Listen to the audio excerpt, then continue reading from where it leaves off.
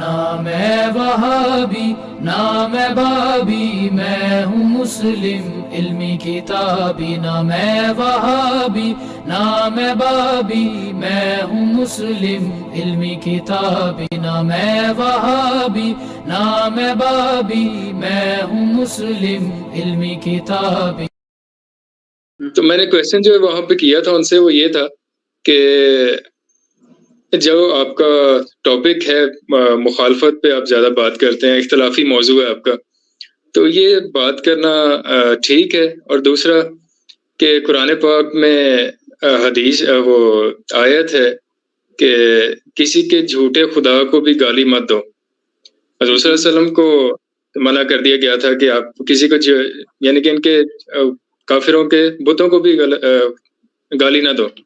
لیکن جب میں سیرت رسول جو میں لے کے آیا ہوں وہاں سے وہ پڑھ رہا تھا تو اس میں کوئی ایسی بات نہیں مجھے نظر آئی کہ جہاں پہ حضور صلی اللہ علیہ وسلم ان کو گالیاں دے رہے ہوں یا کچھ ایسا معاملہ ہو۔ تو یہ جو اس آیت کا جو ترجمہ کیا گیا ہے کیا یہ ٹھیک ہے؟ جی علی بھائی، کوسچن نمبر 7 ہے انجینئر جواد بھائی کا سیالکوٹ سے۔ وہ پوچھ رہے ہیں کہ قرآن پاک میں آیا ہے کہ نبی صلی اللہ علیہ وسلم کو کہا گیا ہے کہ بتوں کو گالی نہ دو، تو کیا نبی صلی اللہ علیہ وسلم نے بتوں کو کوئی گالی دی ہے؟ اگر دی ہے تو وہ کیا گالی تھی؟ نبی علیہ السلام کو نہیں کہا گیا، وہ جنرل ایک رول کے طور پر سورۃ الانعام میں اللہ تعالیٰ نے مسلمانوں کو احکامات دیے ہیں کہ مت گالی دو لوگوں کے جھوٹے معبود کو، وہ لا علمی میں تمہارے سچے معبود اللہ کو گالیاں دیں گے۔ یہ ایٹیکیٹس سکھائے گئے ہیں کہ آپ نے گالی نہیں دینی، یعنی آپ نے علمی اختلاف کرنا ہے، گالی نہیں دینی۔ اس سے آپ نے کیسے رزلٹ نکال دیا کہ وہ کسی نے گالی دی ہوگی تو اللہ تعالیٰ نے منع کیا، یہ کوئی ضروری نہیں ہے۔ تو قرآن میں تو یہ بھی ہے کہ اے نبی جب اپنی بیوی کو طلاق دو تو عدت کے دن شمار کر لو، تو اس میں تو یہی لگتا ہے کہ حضور نے کو طلاق دینی تھی یا دی نہیں دی۔ تو یہ احکامات ہیں، نبی علیہ السلام کو نہیں، جنرل امت کو حکم کے طور پہ کہا گیا۔ جیسے باقی احکامات قرآن میں آئے ہیں کہ آپ نے جھوٹ نہیں بولنا، زنا سے بچنا ہے، فلاں فلاں کام کرنا، اس کا یہ مطلب نہیں ہے کہ جب زنا سے بچنے کا کہا جا رہا ہے تو ضروری کسی نے زنا کیا ہوگا تو زنا سے بچنے کا کہا جا رہا ہے، نہیں، وہ جنرل حکم کے طور پہ بتایا جا رہا ہے۔ یہ بھی جنرل حکم ہے کہ آپ نے جھوٹے معبودوں کو گالی نہیں دینی۔ باقی یہ کہنا کہ معبود کچھ کر نہیں سکتے، تو اس کو اگر کوئی گالی سمجھتا ہے تو وہ سمجھتا رہے۔ قرآن تو خود کہتا ہے کہ یہ کھجور کے دھاگے کے برابر، جو وہ گٹھلی کے ساتھ باریک سا دھاگا اندر لگا ہوا ہوتا ہے نا، اس کے بھی مالک نہیں ہے یہ ہستیاں جن کو اللہ کے سوا یہ پکار رہے ہیں، وہ اپنے اوپر بھی کسی معاملے میں قادر نہیں ہے۔ تو قرآن تو پورے کا پورا بت پرستی کو، اللہ کے علاوہ اور الہ جو لوگوں نے ٹھہرائے ہوئے ہیں ان کو پورا کنڈیم کرتا ہے۔ ایون اس میں جو نیکوکار بندے ہیں ان کے بارے میں بھی اتنی سخت آیات ہیں۔ ایک ہی میں آپ کو ایک سمجھ لیں، ایک مثال کے طور پہ پیش کرتا ہوں، سورہ المائدہ کی آیت نمبر 17 پڑھ لیں کہ یہ کہا لقد کفر الذین قالوا ان اللہ هو المسیح ابن مریم، بے شک وہ لوگ کفر کر رہے ہیں جو یہ کہہ رہے ہیں کہ عیسیٰ ابن مریم ہی اللہ ہے۔ اب یہاں پہ بات ختم نہیں ہوئی ہے، اس کے بعد جو الفاظ ہیں نا جی وہ بڑے سخت الفاظ ہیں۔ اب حالانکہ عیسیٰ ابن مریم کا تو کوئی قصور نہیں تھا، لیکن اللہ نے بات سمجھانے کے لیے بات کی۔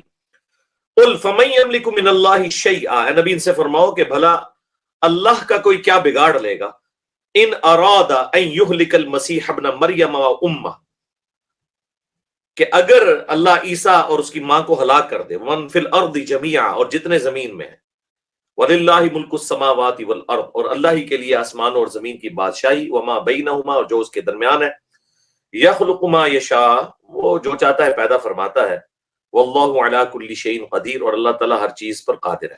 اب اللہ کہہ رہا ہے کہ اگر اللہ ارادہ کرے عیسیٰ کو، اس کی ماں کو، سب کو ہلاک کر دے، تو اب اس میں حضرت عیسیٰ نے تو کچھ بھی نہیں کیا ہوا، لیکن اللہ تعالیٰ توحید کو اسٹیبلش کرنے کے لیے، اور سورۃ المائدہ ہی کا جو آخری رکوع ہے اس کے تو اندر بڑی سخت الفاظ ہیں۔ اللہ تعالیٰ عیسیٰ ابن مریم کو قیامت کے دن کھڑا کر کے پوچھ رہا ہے،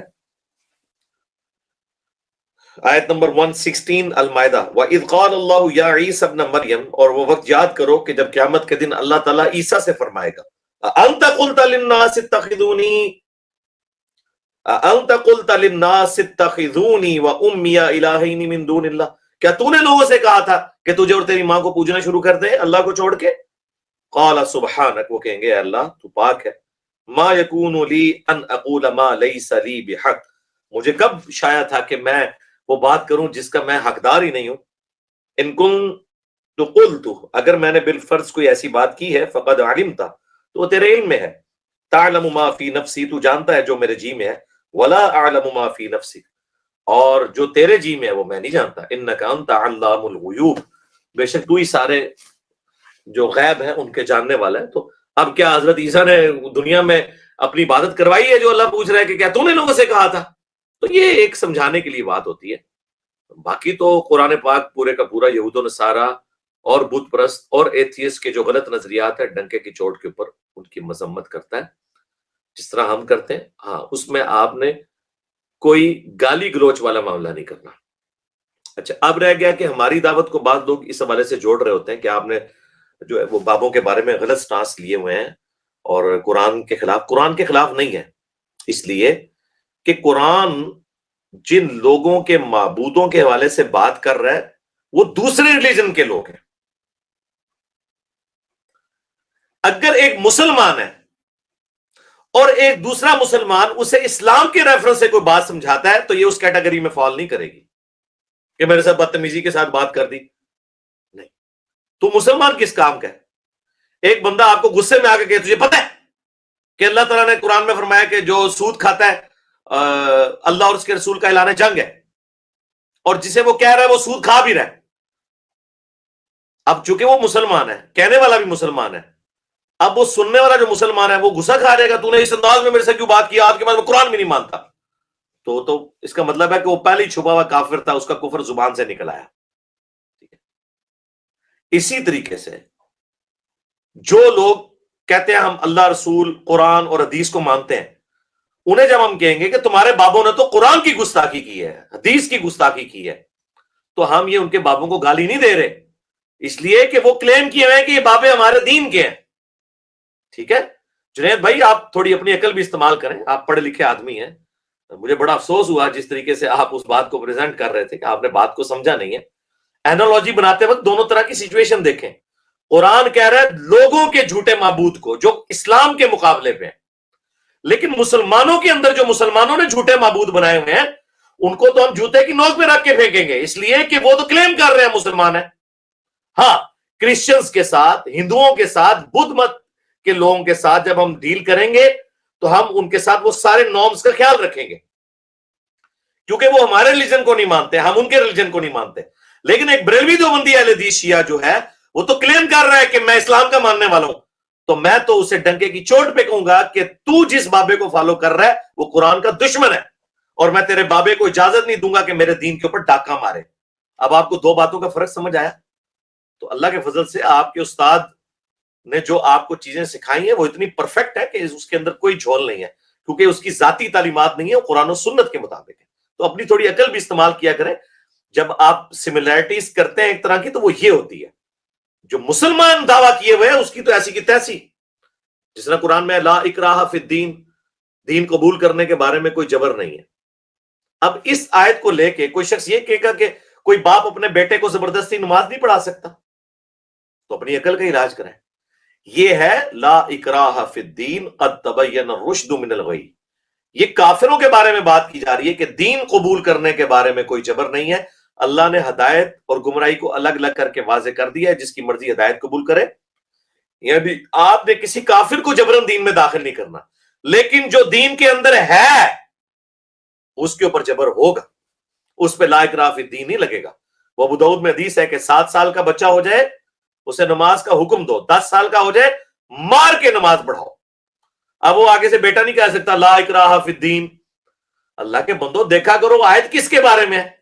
اسی طریقے سے یہ لا تسبوا الذین یدعون من دون اللہ جو آپ پیش کر رہے ہیں یہ کافروں کے بارے میں ہے۔ جو مسلمان ہیں، مسلمان ہو کر اسلام کے نام پر عزتیں اور چندے ویل کر رہے ہیں، وہ اگر دین پہ ڈاکہ ماریں گے انہیں تو ہم اپنے پاؤں کے نیچے رو دیں گے۔ ہاں، کافر مر جائیں پھر ہم احترام سے بات کریں گے۔ مسلمان ہوگا اور وہ کہے گا میں اسلام کا ماننے والا ہوں، میں تیرے سے بڑا اسلام کا ٹھیکیدار ہوں، پھر میں اسے بتاؤں گا کہ تو ٹھیکیدار کہاں سے ہے؟ تیرا ابا تو چشتی رسول اللہ پڑھوا کے گیا اور تیرا ابا تو اشرف علی رسول اللہ پڑھا کے گیا۔ ٹھیک ہے، یہ ہوگا۔ بلکہ حضرت عمر تو اس سے زیادہ کرتے تھے. وہ کہتے تھے یا رسول اللہ اجازت دیں میں تلوار نکالوں. تو آپ کے علی بھائی تلوار نہیں نکالتے, لہٰذا یہ تو مانے کہ میں حضرت عمر جتنا سخت نہیں ہوں. اور اگر وہ رضی اللہ عنہ ہے نا تو میں نہیں کہتا مجھے رضی اللہ عنہ کہیں کہ میں ان سے زیادہ نرم ہوں. کم از کم مجھے لعنت اللہ علیہ تو نہ کہے. نیکسٹ.